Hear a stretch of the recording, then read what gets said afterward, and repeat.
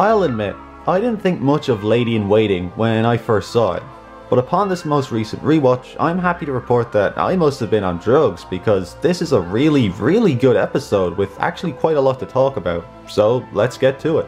Relatively unknown actress Susan Clark plays Beth Chadwick, a meek and submissive woman whose entire life has been controlled by domineering men.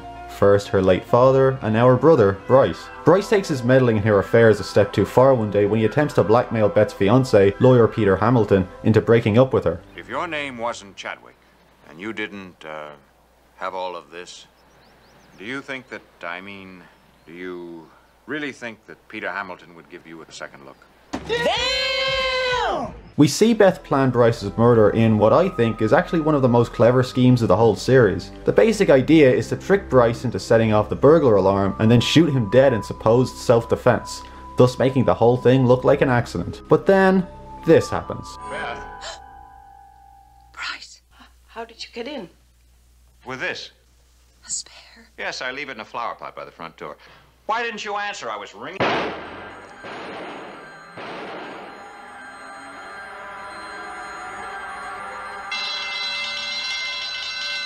This is one of only, like, 3 episodes I can think of where the initial premeditated murder plot goes completely pear-shaped. It's cool to see that only 5 episodes in, the show is already finding ways to keep things fresh. Things get further complicated when Peter himself, who overheard the shots, leaps over the front gate like a gazelle, rushes up to the house and rings the doorbell.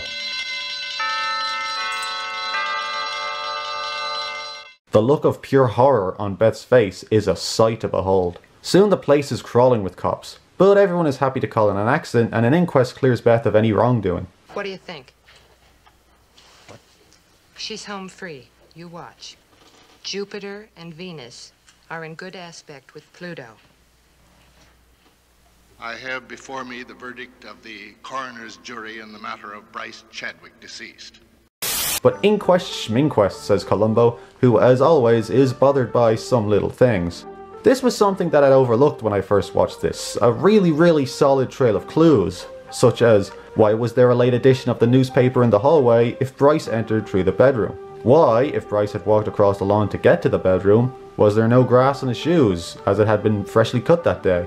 And why did Beth order a brand new sports car in advance of her brother's death, almost as if she knew there was going to be a big change in her life? Speaking of change, let's talk about the area where this episode particularly excels: character. This is the only episode of the entire show that I can think of where not 1, but 3 different main characters go through a visible transformation during the story. Beth Chadwick starts out as a mousy, plain Jane sort of type, but then, hot damn!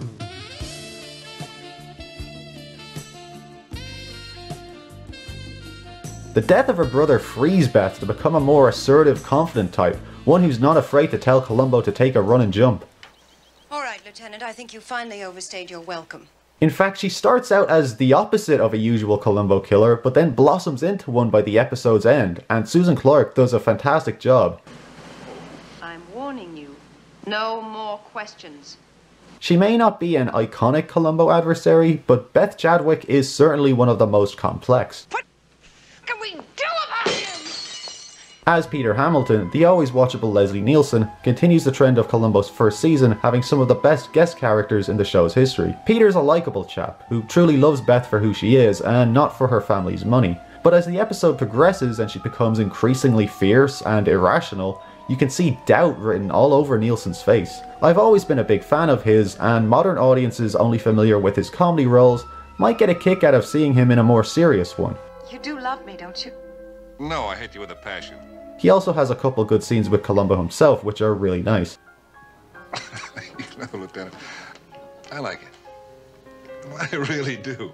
But you are devious. The third character I want to talk about is Beth's mother, played by veteran actress Jessie Royce Landis. A fan of women's lib, Mrs. Chadwick is not, basically resenting her own daughter for always rebelling against the more sensible, more male members of the family. She's a force to be reckoned with when we first meet her, slapping Beth for killing her favorite son and barking orders at Columbo. You there, pay the cab and bring my luggage.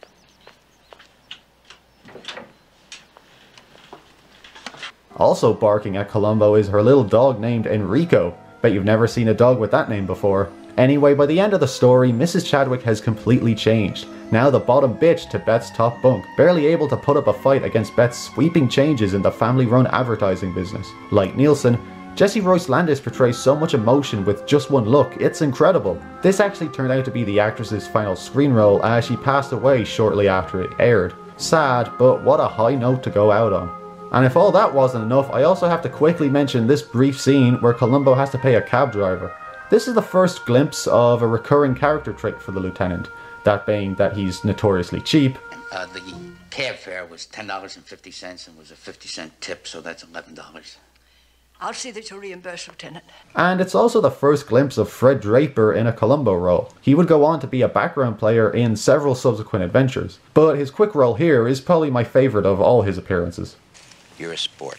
So everything's going great. We've got great actors giving terrific performances, a well-written trail of evidence, and the score by Billy Goldenberg is one of the series' best ever. But then the ending happens and the wheels kinda come off. I'm just gonna say it, the gotcha in this one sucks. Well, that does it. Columbo gets Peter, who prides himself on his perfect memory, to remember that on the night of the shooting, he heard the shots before the burglar alarm went off, thus unraveling Beth's entire story about mistaking Bryce for an intruder. I mean, come on. I thought Murder by the Books ending was weak, but that was nothing compared to this shite, which actually opens up a huge plot hole. There was an inquest into Bryce's death, where surely Peter's eyewitness testimony would have been poured over in excruciating detail. How did nobody think of this until now? How did Peter not think of this until now?